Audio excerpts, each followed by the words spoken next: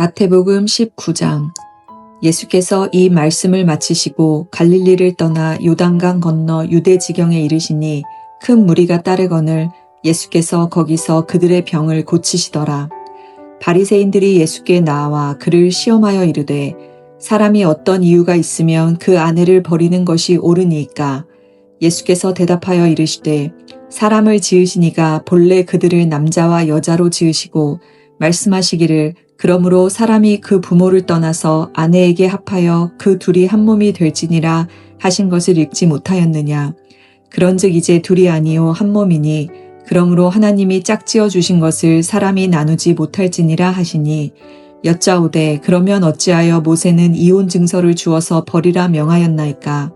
예수께서 이르시되 모세가 너희 마음의 완악함 때문에 아내 버림을 허락하였거니와 본래는 그렇지 아니하니라. 내가 너희에게 말하노니 누구든지 음행한 이유 외에 아내를 버리고 다른 데 장가드는 자는 간음함이니라. 제자들이 이르되 만일 사람이 아내에게 이같이 할진대 장가들지 않는 것이 좋겠나이다. 예수께서 이르시되 사람마다 이 말을 받지 못하고 오직 타고난 자라야 할지니라. 어머니의 태로부터 된 고자도 있고 사람이 만든 고자도 있고 천국을 위하여 스스로 된 고자도 있도다. 이 말을 받을 만한 자는 받을지어다. 그때에 사람들이 예수께서 안수하고 기도해 주심을 바라고 어린아이들을 데리고 오매 제자들이 꾸짖거늘 예수께서 이르시되 어린아이들을 용납하고 내게 오는 것을 금하지 말라. 천국이 이런 사람의 것이니라 하시고 그들에게 안수하시고 거기를 떠나시니라. 어떤 사람이 주께 와서 이르되 선생님이여 내가 무슨 선한 일을 하여야 영생을 얻으리이까? 예수께서 이르시되 어찌하여 선한 일을 내게 묻느냐. 선한 이는 오직 한 분이시니라. 내가 생명에 들어가려면 계명들을 지키라. 이르되 어느 계명이오니이까? 예수께서 이르시되 살인하지 말라. 간음하지 말라. 도둑질하지 말라. 거짓 증언하지 말라. 내 부모를 공경하라. 내 이웃을 내 자신과 같이 사랑하라 하신 것이니라. 그 청년이 이르되 이 모든 것을 내가 지키었사온데 아직도 무엇이 부족하나이까? 예수께서 이르시되 내가 온전하고자 할진대 가서 내 소유를 팔아 가난한 자들에게 주라. 그리하면 하늘에서 보화가 내게 있으리라. 그리고 와서 나를 따르라 하시니 그 청년이 재물이 많음으로 이 말씀을 듣고 근심하며 가니라. 예수께서 제자들에게 이르시되 내가 진실로 너희에게 이르노니 부자는 천국에 들어가기가 어려우니라. 다시 너희에게 말하노니 낙타가 바늘귀로 들어가는 것이 부자가 하나님의 나라에 들어가는 것보다 쉬우니라 하시니 제자들이 듣고 몹시 놀라 이르되 그렇다면 누가 구원을 얻을 수 있으리이까? 예수께서 그들을 보시며 이르시되 사람으로는 할 수 없으나 하나님으로서는 다 하실 수 있느니라.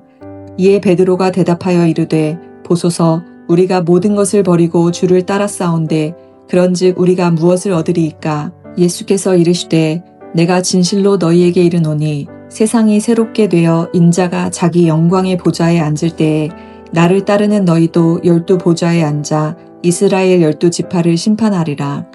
또 내 이름을 위하여 집이나 형제나 자매나 부모나 자식이나 전토를 벌인 자마다 여러 배를 받고 또 영생을 상속하리라. 그러나 먼저 된 자로서 나중되고 나중된 자로서 먼저 될 자가 많으니라. 아멘. 오늘 함께 읽은 마태복음 19장은 예수님께서 여러 가지 중요한 주제들을 다루시면서 제자들과 또 예수님을 따르는 사람들에게 교훈을 주시는 장입니다. 첫 번째로는 이혼에 관한 예수님의 가르침을 기록하고 있는데요. 바리새인들이 예수님께 이혼의 정당성에 대해서 질문을 합니다. 그때 예수님께서는 이혼에 관해서 이렇게 이야기를 하십니다.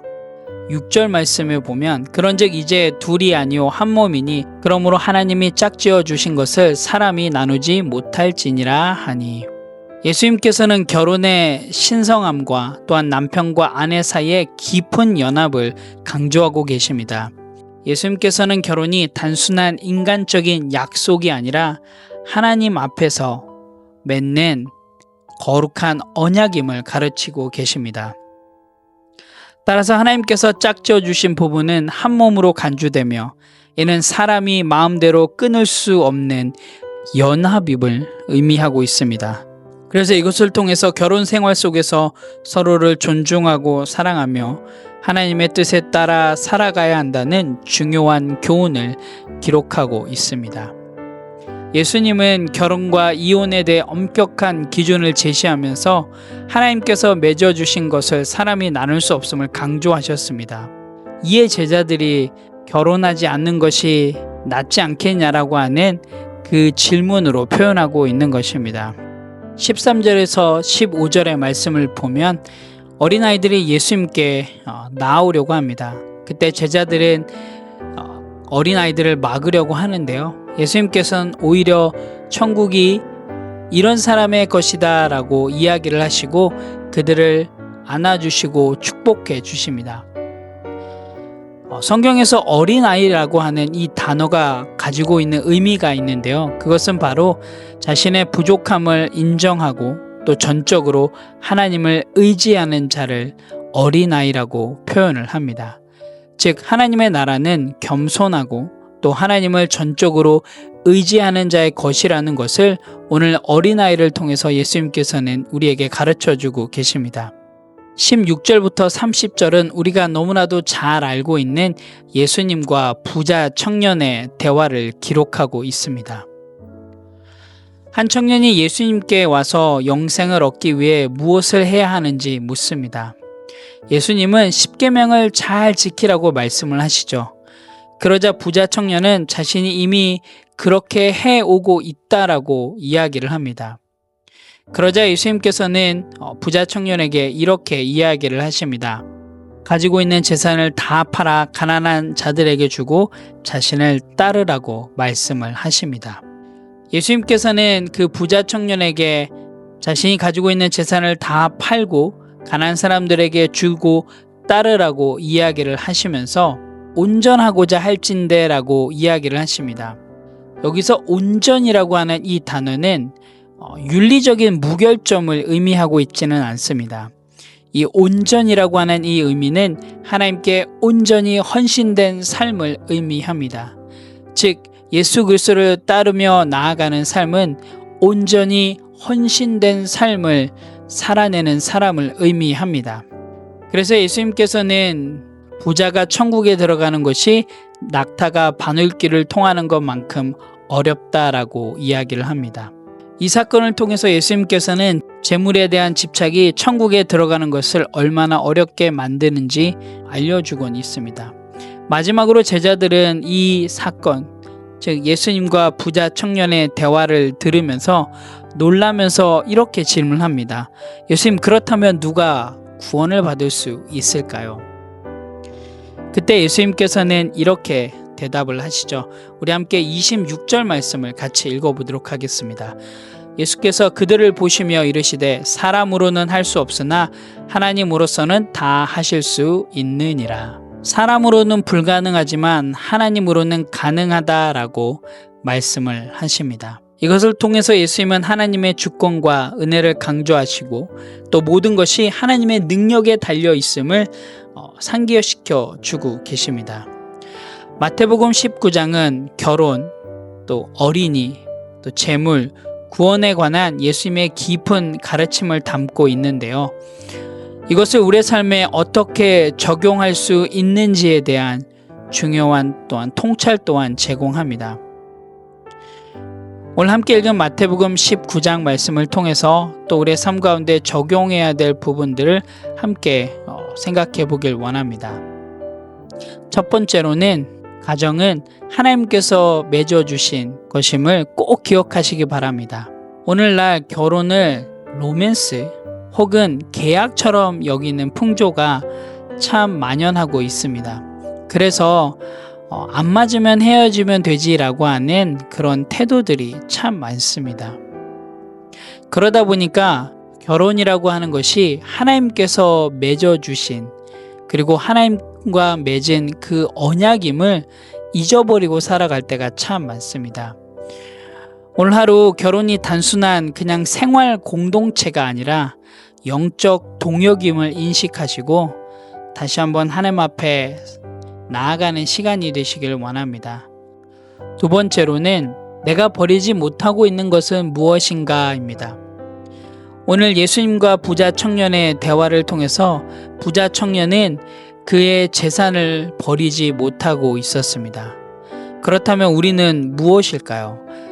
예수님을 따른다고 이야기를 하고 있지만 여전히 내 손에 꼭 쥐고 있는 것은 무엇일까요?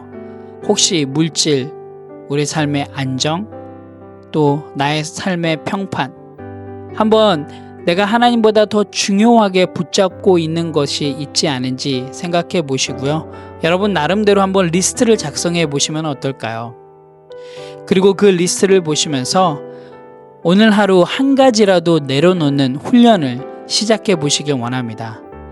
그 훈련을 통해서 하나씩 내려놓으면서 정말로 전적으로 온전히 주님을 신뢰하며 나아가는 그런 건강한 성도의 삶이 되시기를 간절히 기도합니다. 함께 기도하겠습니다.